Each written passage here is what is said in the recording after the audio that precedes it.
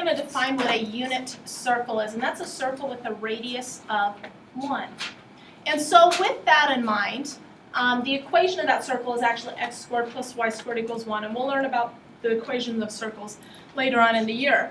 But up here, you're going to notice this is what the unit circle looks like. Okay? And so if it has a radius of 1, okay, if I start here at 0, 0 with my origin, if I go out to 1, 0, that would be a radius of 1. Okay, notice at 90 degrees, I'm up at 0, 1. At 180, I'm up at negative 1, 0. And down at 270, I'm at 0, negative 1. Okay, and so from yesterday, this is what we had in a chart from yesterday. If I were you, I would probably jot these down right now and just have them in your notes at this point. Okay, so make sure that you get these down. And then we'll talk a little bit about those.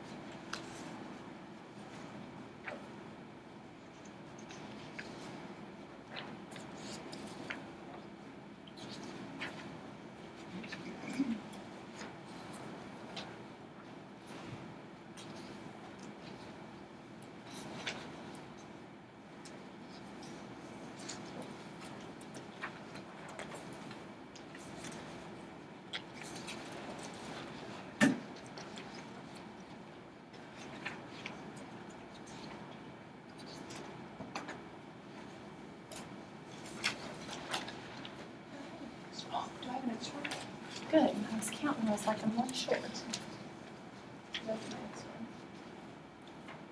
Okay, so yesterday we talked about how sine, cosine, and tangent, those are all things that we've looked at, especially with y over r and things like that.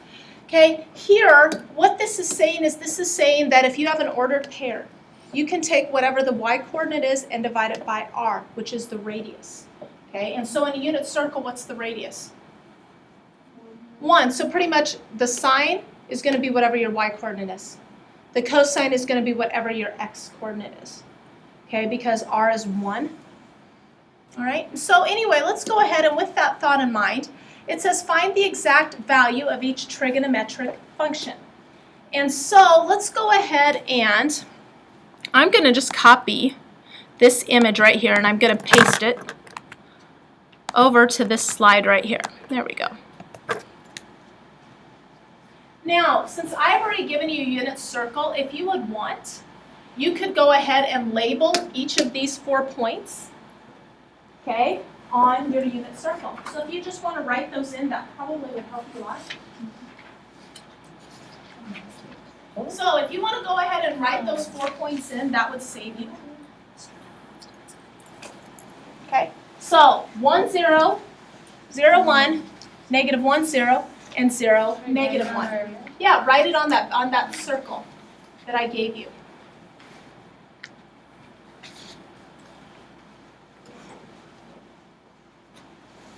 And so then what's going to happen is you're going to be able to use that now as a reference point to answer the following question.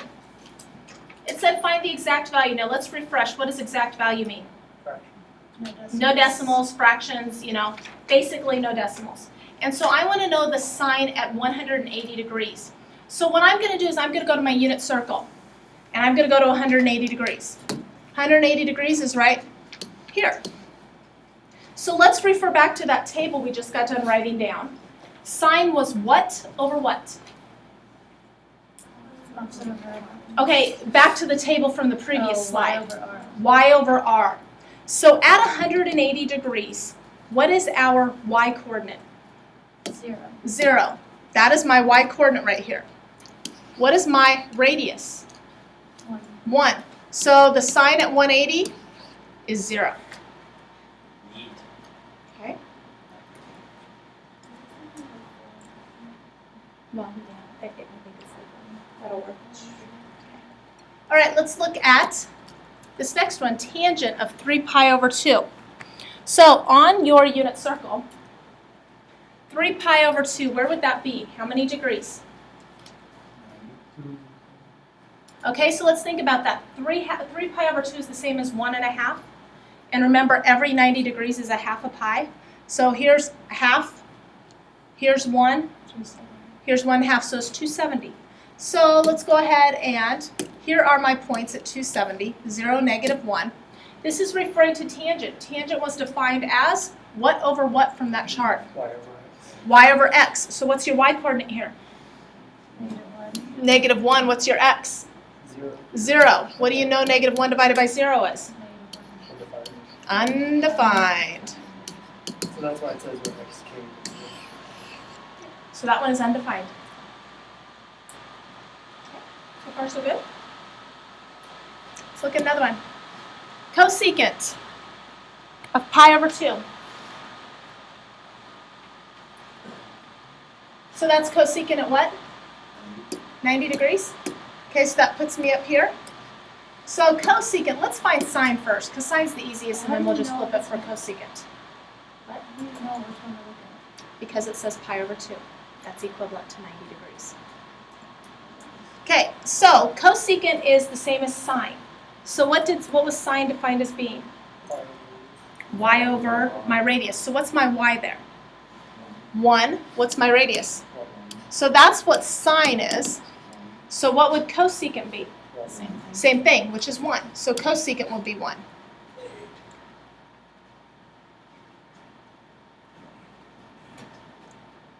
All right, let's look at another one. Cotangent of -90. So let's think about that. We got the car going backwards. Okay, so where would -90 be? 270, good. So down here. So let's find tangent first. I know tangent is what over what? Y over X. x. So y over x here would be -1 over 0. I want to find cotangent. So I'm going to do what with that?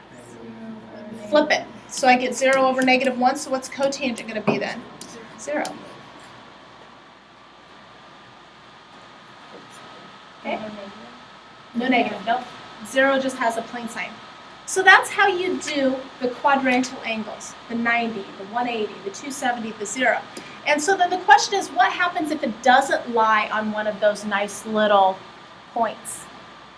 So what happens if it's somewhere else throughout the circle? And so let's go ahead and look at this. We've got to first of all talk about a reference angle before we can even get to that step. And a reference angle is an acute positive angle. So notice those words. It is an acute, which means it's less than 90. It's a positive angle, no negatives. And we label it with a theta prime. That's called a prime. Okay, it's like a little apostrophe.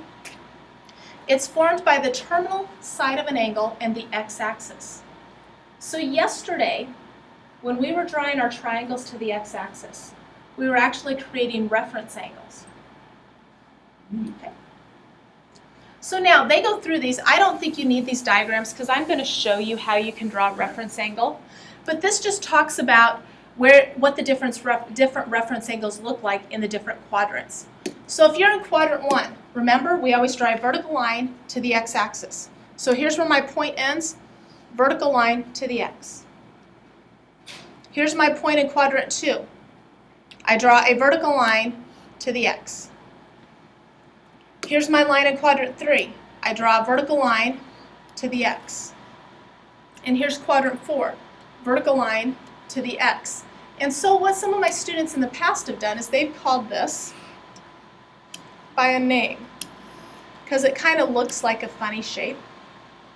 And so let's just say I had a point here in quadrant 1. If I draw my line down, that's what I get. If I had an angle here in quadrant 2, draw my line down, that's what I get. In quadrant 3, if there's my line, that's what I get. And in quadrant 4. So what does that kind of look like? A bow tie. And so that's actually what the kids in the past have called it. They've called it the bow tie. because that's how you always draw to the x-axis. Okay?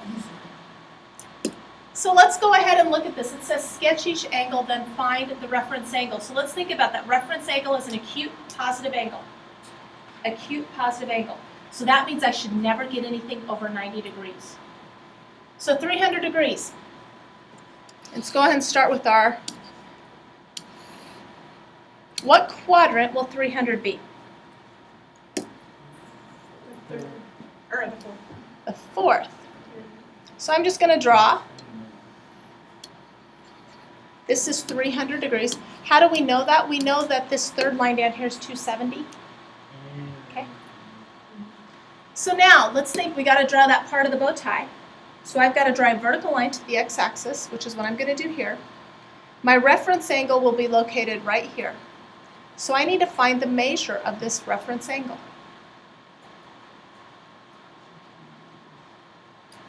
Why is it 60? yeah, 360. 360 is all the way around, right? And I've used all but 300.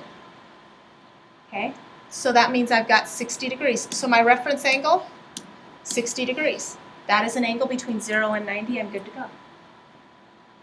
That's all you gotta do. That's all you got to do. Negative 2 pi over 3.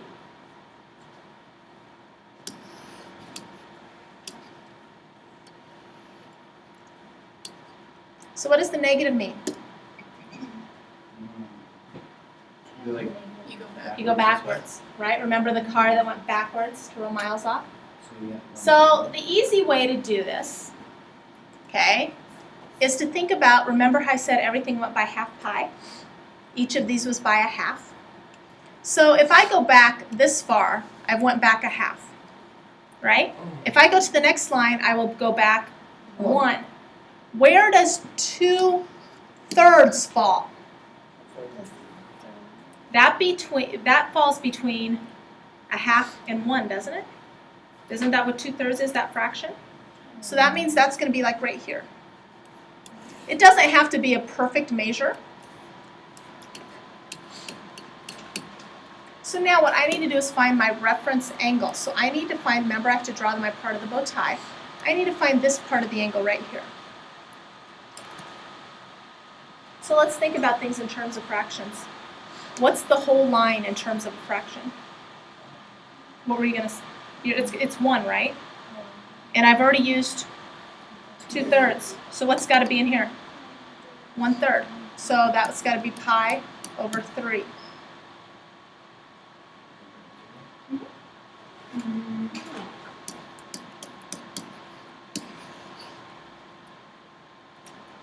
Okay, I think we've got 2 more, and then we're going to use the stuff that you guys cut out. So 390, I want you to try and do this one for me. Okay, come up with the reference angle that you think 390 degrees is.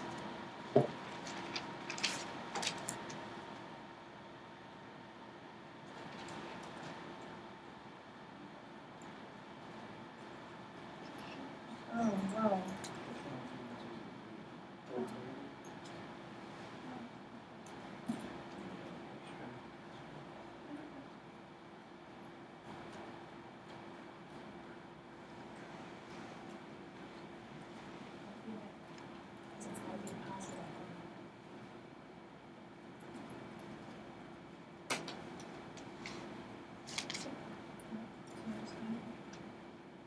Yes.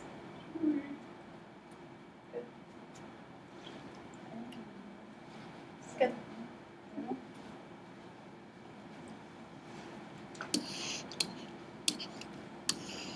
All right, so 390 means that you go around once, and then you go a little bit further. Okay, so if we go ahead and draw our line down, I need to find that missing angle. And so you know one way around is 360. So if I go 390, how much more have I went right here? 30 degrees. Okay. The degree ones are generally a little bit easier.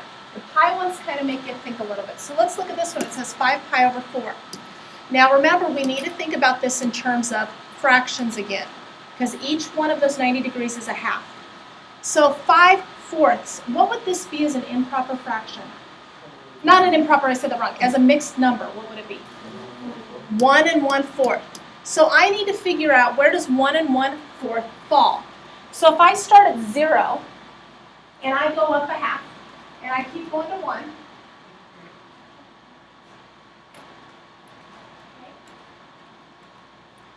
where does 1 and 1/4 fall? Between what? Yeah, between 1 and 1.5, right. So that puts me in what quadrant? The third, good. Okay, so remember this is 1 and this is 1.5 because we like to think of things in fractions. Get rid of that pi. So let's go ahead and draw up our line. So I'm looking for this right here.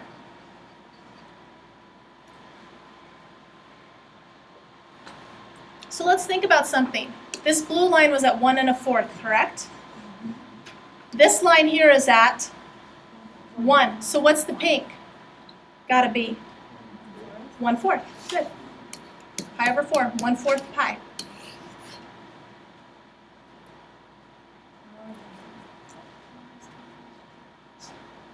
So that'll take a little bit of time to get the radians down. Okay, now this is something that you need to get down in your notes real quick. Okay, these are quadrants 1, 2, 3, and 4. You don't need to label each of the quadrants.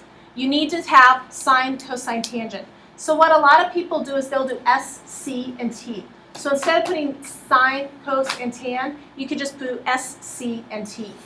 So in quadrant 1, everything's positive. Okay, so what I would do if I were you, I'd do this. S, C, T. Plus, plus, plus. So you kind of get the hang of things? So once again, a note-taking strategy. You don't need to necessarily write everything down.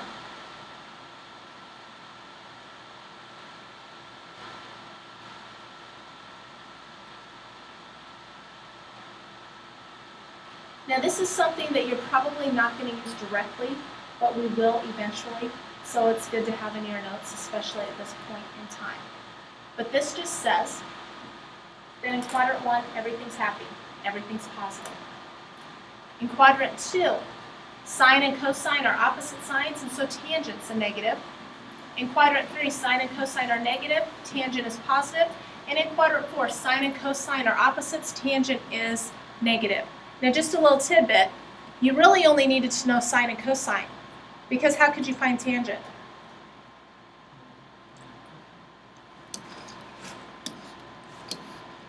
Tangent is just sine over cosine, right? So positive, positive gives you a positive. Positive, negative gives you a negative. Negative, negative will give you a positive, okay? And negative, positive will give you a negative. So now back to the thing I gave you. Let's fill in. You already should have these points filled in. Okay. Now this is the unit circle. And you should also have some nifty little triangles there. What I want you to do on those triangles is I want you to label the sides if the hypotenuse is 1. Label the sides if the hypotenuse is 1. So example down here, and I can't do that here because I can't move it both, but if my hypotenuse is 1, you're going to have to probably write it on the inside. What do I know about my sides?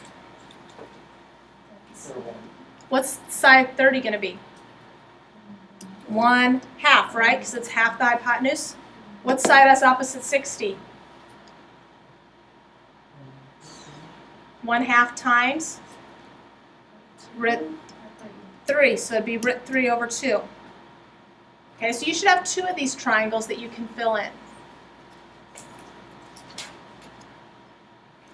So if the hypotenuse is 1, your shortest side is 1/2. Your side opposite 60 is root 3 over 2. Now you should have a 45, 45, 90. Hypotenuse is 1. I will tell you right now that your 2 legs are root 2 over 2. Okay? Your 2 legs are root 2 over 2 on the 45, 45, 90. It's actually 1 divided by root 2, but we need to simplify, so it's root 2 over 2. Now what we're going to do here is we're going to do some illustrations as to how you find the reference angles. okay, of all the special angles. So I want to find the exact value of cosine of 30 degrees. So I want cosine of 30. So I'm going to come here and I'm going to say, 30 degrees fits right here. Okay? So at this point, let's go ahead and look. What would my x and y coordinate be? So if I've got my triangle here, and yours don't fit exactly, I mean, they fit close. But what is this distance here going to be? Really? That's what it says on your triangle? No, it's root It says what? 3. Root 3 over 2. What is your y? 1/2. Okay? So with that in mind, if I look at this triangle, if this is my angle, I know that cosine is adjacent over hypotenuse, right? Which one is your adjacent side, this or this? The bottom. The bottom one? So what does the bottom one measure? Root 3 over 2. Hypotenuse is 1. So your cosine at 30 is root 3 over 2. Now, if I were you, one of the nice things is, I've given you a sheet, so you can go ahead and start filling that in if you would want. Cosine of 30, you now know, is root 3 over 2. Just for kicks, since we're already at the 30 degrees, and you're looking at your triangle, what would the sine of 30 be?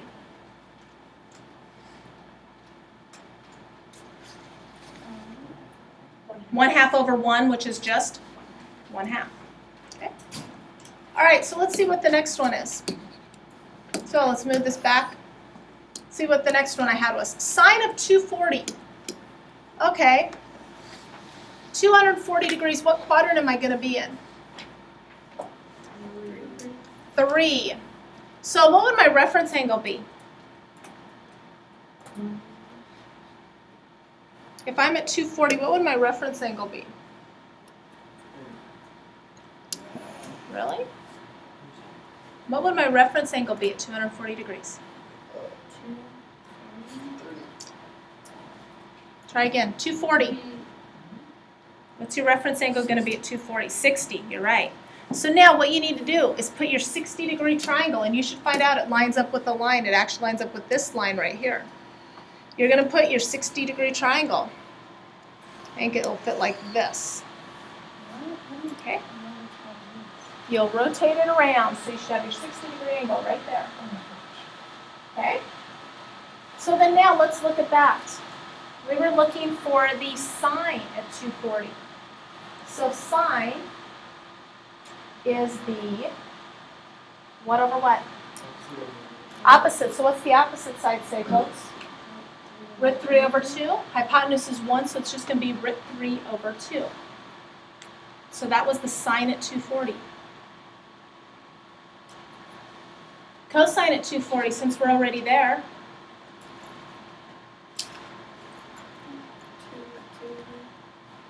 what's the cosine of 240? 1/2. Now real quick, look at where you're located at. You're in what quadrant? The third. So it's opposite That's from the being first. So both have to be negative. Okay, because look at where you're located. You're located on the left, and you're located down below. Okay, let's see what we got for another one. What's the next one? Cosine of 3 pi over 4. Okay, 3 pi over 4. 3 pi over 4. Where's that going to be?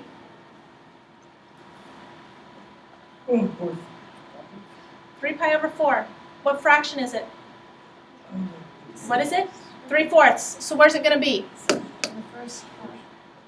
First one is from 0 to 1/2. Second one is from 1/2 to 1. 1 to 1/2. So where's it going to be at? Oh, the second. Second one. Okay? So the second one. So you're obviously going to use your, what triangle? 45.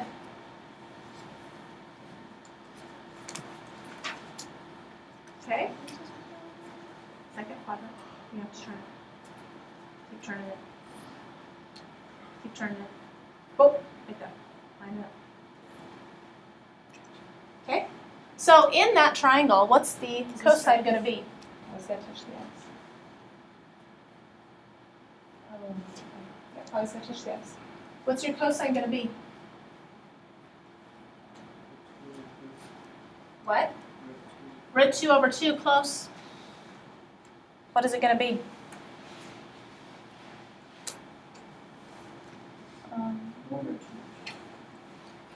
You're really, really close. Look at where you're located at.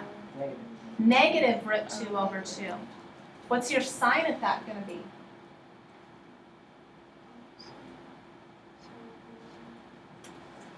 Your sign is going to be root 2 over 2. Okay.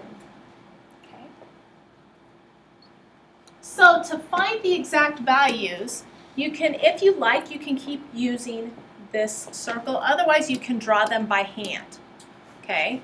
So secant of negative 3 pi over 4. This is probably going to be our last one that we're going to call. Okay. What I'm going to do is I'm going to find, first of all, the cosine at negative 3 pi over 4, and then I'm going to flip it. Okay. So I'm going to show you how you can actually write it out. Where would negative 3/4 pi be? So I'm starting here, and which way am I going? Backwards. So how far have I went? Half. So how much more do I need to go? A quarter. So right here. Okay? All right, so I need to find the cosine at that. So if you go ahead and put your triangle in there, because that's going to be a 45, 45, 90 triangle, you're going to see that these are your values. So in that triangle, what is cosine going to be? Negative root 2 over 2. So now I need to flip that for secant. Right? So secant will be 2 over negative root 2. Wait, that's cosine? Cosine is this right here. Okay, and secant is going to be flipping it. So let's go ahead and simplify that. What does it come out to be? 2 root 2 over 2, and it's a negative.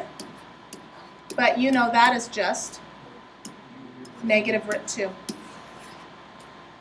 So that is your secant at negative 3 pi over 4. Okay, so now, real quick, let's talk about, let's talk about what I want you to do. We're going to have one more part on your assignment tomorrow. We're going to finish this up.